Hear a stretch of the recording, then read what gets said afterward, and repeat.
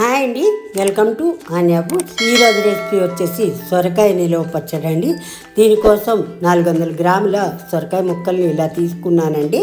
తర్వాత ఒక పావు కప్పు నూనె వేసుకొని దానిలో ఈ సొరకాయ ముక్కలు యాడ్ చేసుకొని ఒక 10 నిమిషాల పాటు మూత పెట్టి మక్కనివ్వాలండి. తర్వాత మూత తీసేసి చింతపండు కూడా యాడ్ చేసుకోవాలి, నిమ్మకాయ సైజ్ అంతా.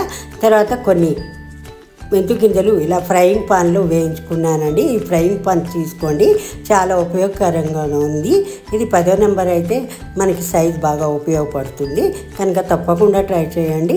తర్వాత మనం ఇలా మిక్సీ జార్లోకి తీసుకొని 2 టేబుల్ స్పూన్ల సాల్ట్, 2 టేబుల్ స్పూన్ల కారం పొడి, అలాగే పావు టేబుల్ స్పూన్ మెంతు పొడి యాడ్ చేసుకొని మెత్తగా కాకుండా కొంచెం కోర్సుగా బ్లెండ్ చేసుకోవాలండి. ఈ విధంగా బ్లెండ్ చేసి రెడీ చేసి పెట్టుకున్న తర్వాత మనకి పోపు కోసం ఈ ఫ్రైయింగ్ పాన్ తీసుకున్నానండి. దానిలోకి ఒక హాఫ్ కప్పు ఆయిల్ యాడ్ చేసుకోవాలండి. సొరకాయకి అంత ఎక్కువగా ఆయిల్ ఏం పట్టదు కనుక ఒక హాఫ్ కప్ సరిపోతుంది.